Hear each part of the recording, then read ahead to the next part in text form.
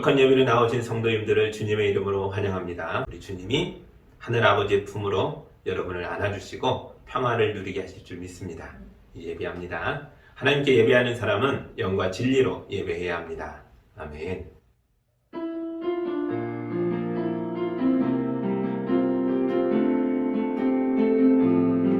사랑의 하나님 아버지 감사합니다.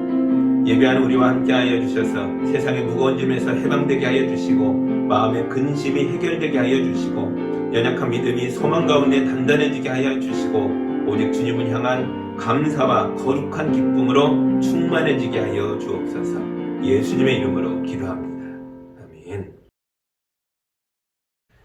나는 전능하신 아버지 하나님 천지의 창조주를 믿습니다. 나는 그의 유일하신 아들 우리 주 예수 그리스도를 믿습니다. 그는 성령으로 잉태되어 동정녀 마리아에게서 나시고 본디오 빌라도에게 고난을 받아 십자가에 못 박혀 죽으시고 장사된 지 사흘 만에 죽은 자 가운데서 다시 살아나셨으며 하늘에 오르시어 전능하신 아버지 하나님 우편에 앉아 계시다가 거기로부터 살아있는 자와 죽은 자를 심판하러 오십니다. 나는 성령을 믿으며 거룩한 공교회와 성도의 교제와 죄를 용서받는 것과 몸의 부활과 영생을 믿습니다. 아멘.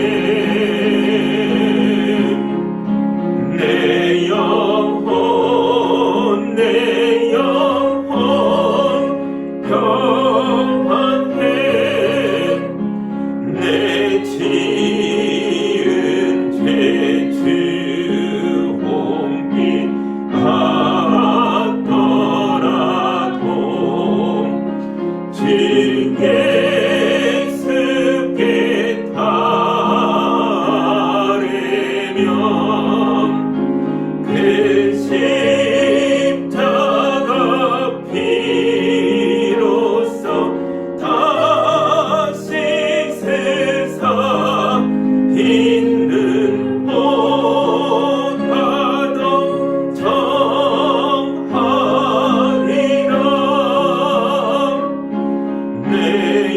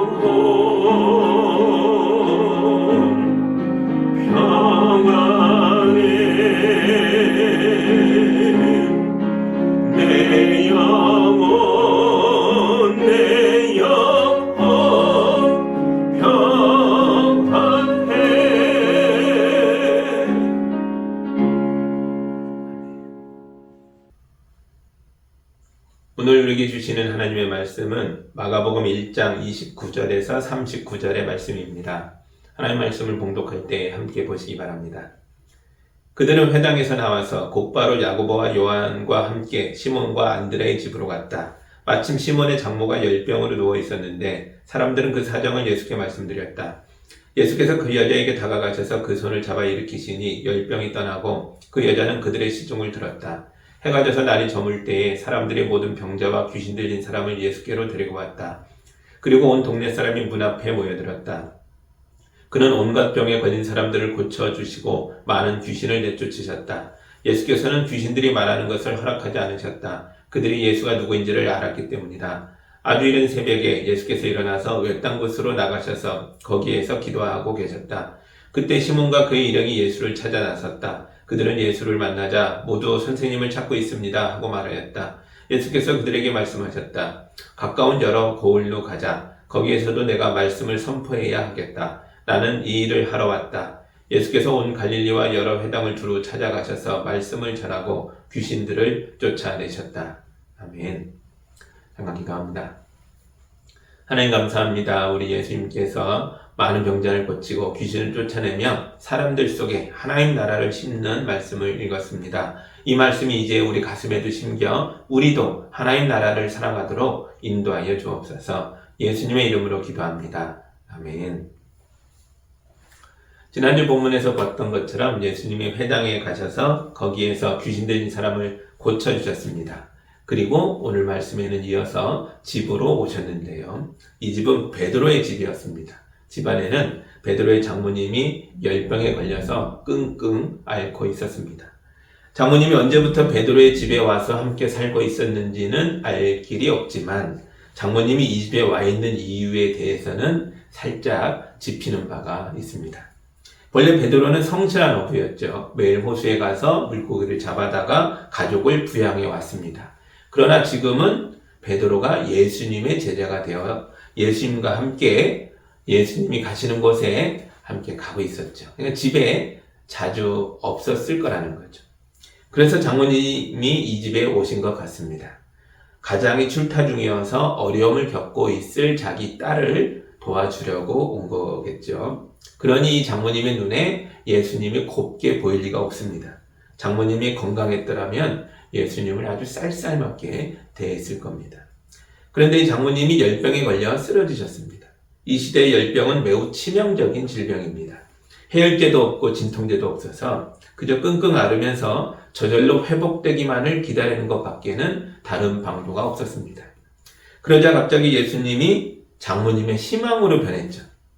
사람들이 예수님을 장모님에게 데려갔고 예수님이 장모님의 손을 잡아 일으키셨습니다. 그러자 열이 내리고 통증이 사라지고 기력이 회복됐습니다. 31절입니다.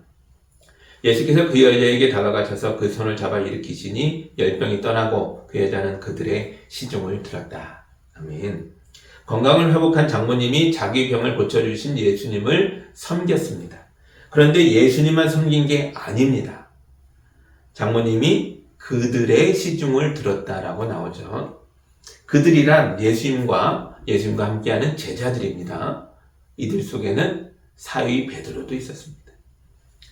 처음에는 무책임한 사이라고 생각했겠죠. 그러나 이제는 그렇지 않습니다. 장모님은 베드로가 예수님의 제자인 게 너무나도 자랑스러웠을 겁니다. 불교의 스님이나 천주교 신부님들은 결혼하지 않습니다. 성직자가 가정과 자기의 그런 하나님의 일을 해나가는 것을 조화롭게 하는 게 쉽지 않기 때문입니다. 그러나 기독교 목사님들은 대부분 결혼을 하고 가정을 꾸리죠. 목사님들은 돈을 벌어 자기 가족을 부양하는 일과 복음을 전하며 희생하고 봉사하면서 사는 일을 둘 다 감당해야 합니다. 그러다 보니까 많은 문제들이 생겨나기도 합니다. 어떤 목사님들은 사역에 집중하느라고 가족을 힘들게 합니다.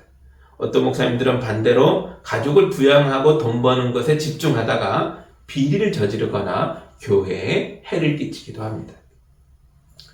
그런데도 이런 어려움들이 있는데도 교회가 목사님들의 결혼을 금지하지 않았습니다. 아니 오히려 결혼을 권장하기까지 했습니다. 왜 그럴까요? 기독교의 목사는 성도들의 모범이기 때문입니다. 성도들은 세상 속에서 매일 이런 삶을 살고 있습니다. 성도들은 거룩함과 속됨 사이에서 매일 갈등하고 고민하고 있습니다. 그러니 기독교의 목사도 성도들처럼 교회와 세상 사이에 끼인 모습으로 살아가야 한다는 거죠. 그래야 목사가 성도들이 쳐다보고 따라갈 수 있는 신앙의 모범이 될 수 있습니다. 그럼 목사의 모범은 누구일까요? 우리의 모범은 바로 예수님이십니다. 예수님은 공공장소인 회당에서 귀신 들린 사람을 만나면 그를 고치셨고, 사적인 베드로의 집에서도 열병에 걸린 장모님을 만나면 그를 고치셨습니다. 예수님에게는 하나님의 일과 가족의 일이 따로 있지 않았습니다. 장소가 어디든지, 그리고 그가 누구이든지 간에 아픈 사람을 돕는 일, 이게 모두 다 하나님의 일이라고 생각했습니다. 예수님은 이 모든 걸 거룩한 일이라고 생각하셨습니다. 여러분도 세상을 자꾸 나누고 구분 지으려고 하면 안 된다는 거죠. 우리는 예수님의 제자들입니다. 교회에서 제자이면 집에서도 제자여야 하고, 학교와 직장과 세상에서도 제자여야 합니다. 우리가 언제 어디서나 예수님의 제자다움을 보여주면 그 모습 자체가 바로 전도입니다. 우리가 참된 그리스도인이라는 것을 가족이 인정하고, 직장 동료가 인정하고, 세상에 부대끼며 살아가는 우리의 이웃이 인정하게 될 것입니다. 그러므로 예수님처럼 신실하게 살아가시기 바랍니다. 그래서 여러분이 가족과 세상 모두에게 참된 그리스도인으로 인정받기를, 내가 예수의 제자라는 것을 내 가족이 자랑스러워하게 되는 날이 속히 오기를 예수님의 이름으로 축복합니다. 아멘. 그리고 같은 날 저녁이었습니다. 32절입니다. 해가 져서 날이 저물 때에 사람들이 모든 병자와 귀신 들린 사람을 예수께로 데리고 왔다. 아멘. 해가 저물자 사람들이 예수님이 쉬시는 집으로 몰려들었는데요. 그런데 사람들이 자기 혼자 온 게 아니고 하나같이 병자와 귀신 들린 사람들을 데리고 옵니다. 시간은 왜 저녁 시간이었을까요? 직장에 나갔다가 퇴근해서 오는 시간입니까? 그게 아닙니다. 이들은 안식일이 끝나기를 기다렸다가 온 겁니다. 오전에 사람들이 안식일 회당에서 벌어진 일들을 목격했습니다. 예수님 앞에서 귀신이 벌벌 떨며 도망치는 걸 보았습니다. 사람들이 집에 가서 자기 가족들에게 이 이야기를 했겠죠. 그런데 각 사람들의 집집마다 아픈 사람들이 있었습니다. 몸이 병들고 망가진 사람이 있었고, 마음이 지치고 깨져 있는 사람들이 있었고, 영적으로도 큰 위기와 고통에 노출되어 있는 사람들이 있었습니다. 환자만 힘든 게 아닙니다. 그동안 돈이 없고 치료할 방법이 없어서 절망 가운데 지켜봤던 가족들도 모두 큰 고통 속에 있었을 겁니다. 그런데 이들이 안식일의 회당에 어떤 사건을 본 거죠. 안식일의 회당을 가지 않았어도 다녀온 사람에게 이야기를 들었기도 합니다. 예수라는 사람이 있는데 그는 돈을 받지도 않고 특별한 방법을 쓴 것도 아니고 오직 신적인 말씀과 권능으로 귀신을 쫓아냈다는 거예요. 당연히 집안에 아픈 사람이 있으면 다 들쳐업고 예수님께 오고 싶었겠죠. 그러나 지금은 안식일입니다. 해가 떨어지기를 기다려야 했습니다. 유대인들에게 있어서 안식일은 저녁부터 다음날 저녁까지거든요. 안식일은 짐을 운반할 수도 없습니다. 안식일은 죽어가는 환자라도 의사에게 들어갈 수 없습니다. 유대인들이 해 떨어지기만 기다린 거예요. 안식일이 끝나기만 기다린 겁니다. 그리고 저녁이 되자 집집마다 자기들의 고통들, 자기 집안의 이 아픈 분들, 귀신 들린 사람들 다 들쳐업고 예수가 있다는 집으로 몰려든 거죠. 마가가 이 사건에 대해서 아무 설명도 하지 않지만 우리는 이 장면을 보면서 많은 것들을 생각하고 깨달을 수 있어야 합니다. 첫째는 베드로의 집에도 장모가 열병으로 신음하고 있었던 것처럼 가버나움 동네의 모든 집마다 아픈 사람이 있다는 것입니다. 문제가 없는 집이 한 집도 없습니다. 33절 볼까요? 그리고 온 동네 사람이 문 앞에 모여들었다. 아멘. 모두가 왔습니다. 온 동네가 다 왔습니다. 우리는 문제가 없는 게 아니라 문제를 감추고 있을 뿐입니다. 집안에 꽁꽁 싸매고 숨겨놨을 뿐입니다.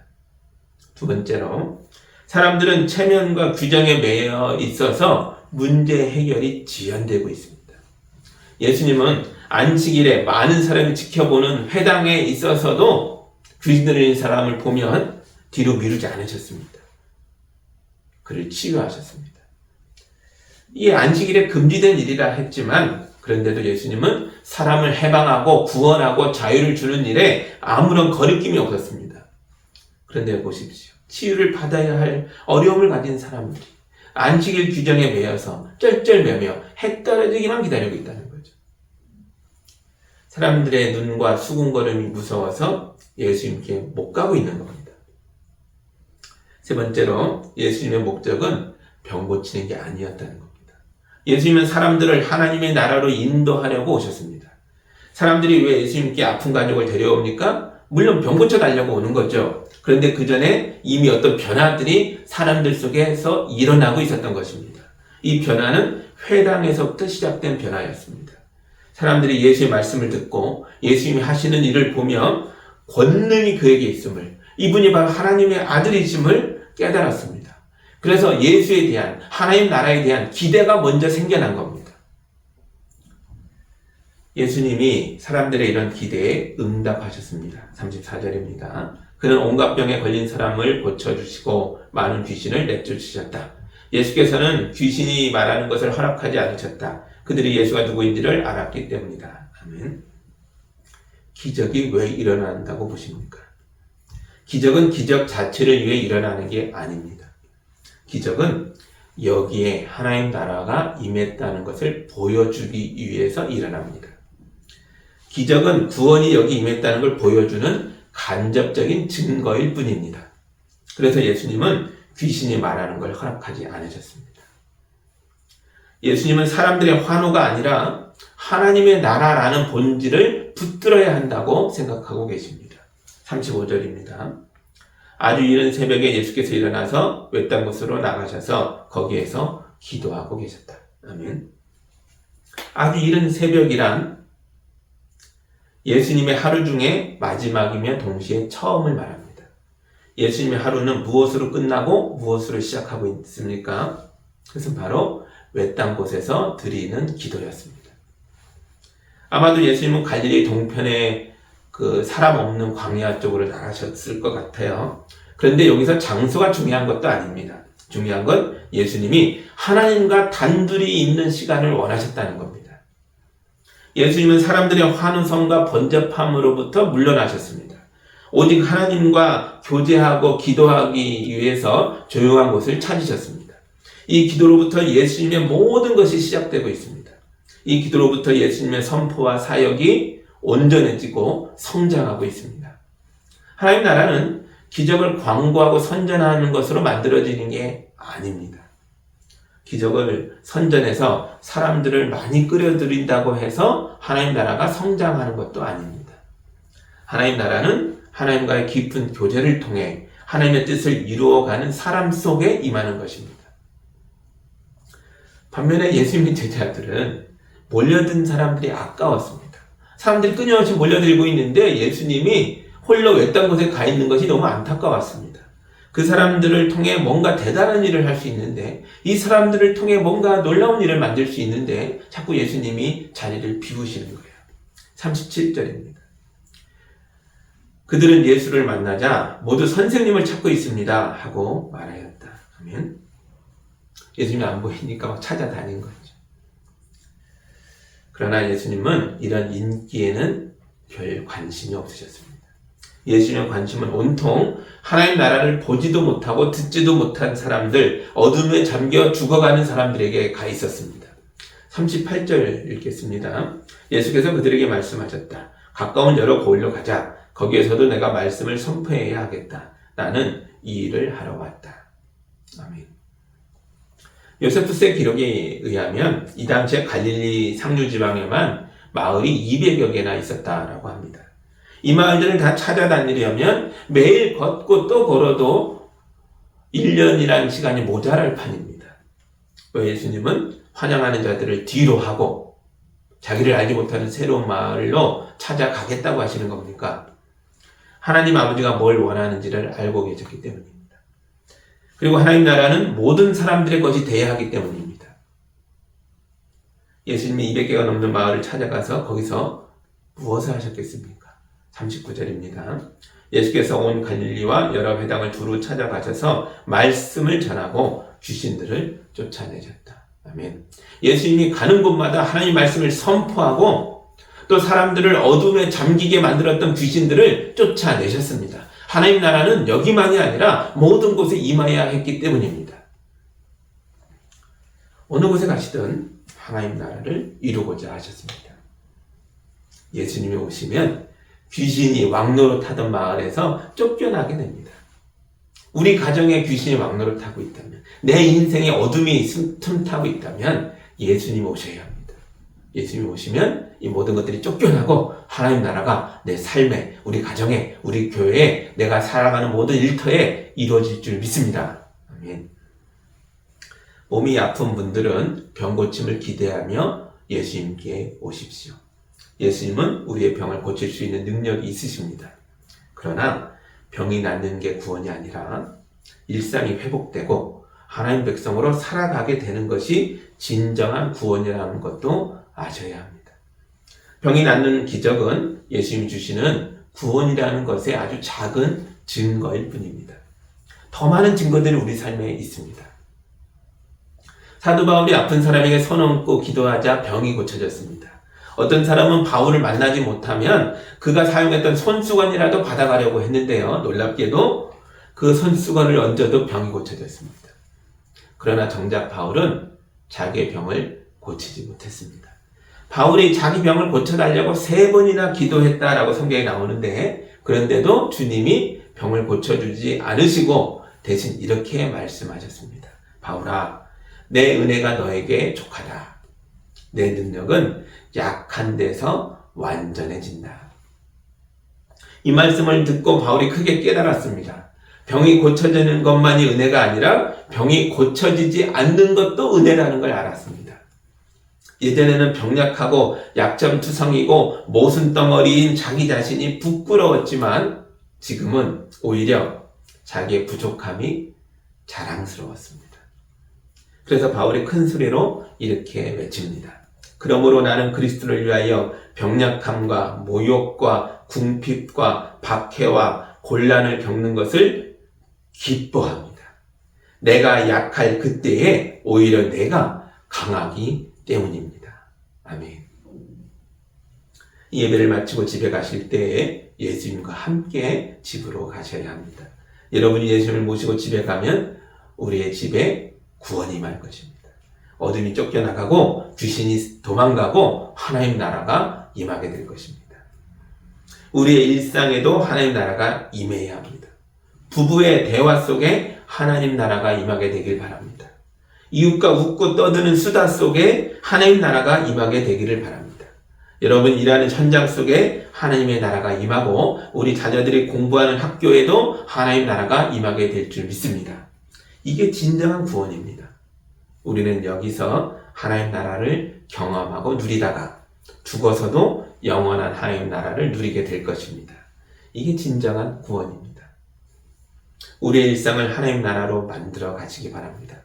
그러려면 우리도 예수님처럼 하루를 기도로 시작하고 기도로 마쳐야 합니다. 모든 순간과 모든 상황 속에서 하나님의 사람이 되려고 노력하십시오. 그러면 우리의 하루가, 우리의 일상이 하나님 나라가 될 것입니다. 우리를 통해 하나님 뜻이 드러나고 기적이 일어나고 자유와 해방과 축복이 선포될 것입니다. 여러분 발걸음이 닿는 곳마다 복음이 전해지고 말씀이 선포되고 귀신이 쫓겨나고 하나님 나라가 임하게 되기를 우리 주 예수 그리스도의 이름으로 축복합니다. 아멘. 기도하겠습니다. 하나님 감사합니다. 우리 예수님이 갈릴리의 모든 고을마다 가겠다 말씀하셨고 또 가셔서 어둠을 쫓아내고 하나님 나라를 선포하는 것을 보았습니다. 이제 내 삶으로 오시옵소서. 우리 가정으로 오시옵소서. 내가 부대끼며 살아가는 삶의 현장에 임하여 주옵소서. 그래서 하나님 나라를 이루며 누리며 나의 약함을 오히려 자랑하며 하나님의 은혜를 드러내는 삶으로 살아가도록 우리를 붙들어 세워 주옵소서.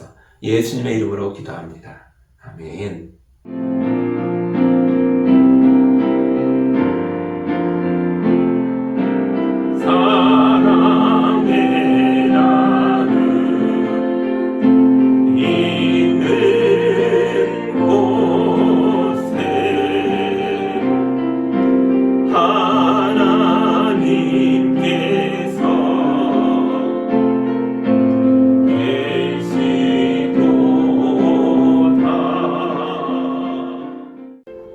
사랑의 하나님 아버지 감사합니다.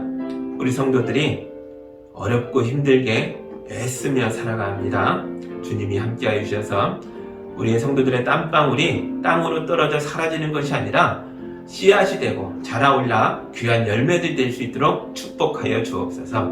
주님의 은혜에 힘입어서 풍성함을 누리며 살도록 도와주시옵소서. 그러나 이 모든 걸 나만 누리는 것이 아니라 가족과 교회와 이웃과 나눌 수 있도록 넉넉한 사람들이 될 수 있도록 도와주시옵소서. 귀한 예물을 주님께 올려드렸습니다. 주님께 감사하며 주님을 사랑한다는 우리 성도들의 믿음의 고백입니다. 이 고백이 하늘까지 다 온 세상을 새롭게 하는데 쓰임받을 수 있도록 복되게 하여 주옵소서. 우리가 후원하는 많은 선교사님들이 계십니다. 삶의 현장을 주님께 바치고 어려운 사람들을 끌어안고 살아가고 계십니다. 강건케 하여 주시고 우리의 사랑이 그들에게 닿을 수 있도록 인도하여 주옵소서. 예수님의 이름으로 기도하옵나이다. 아멘.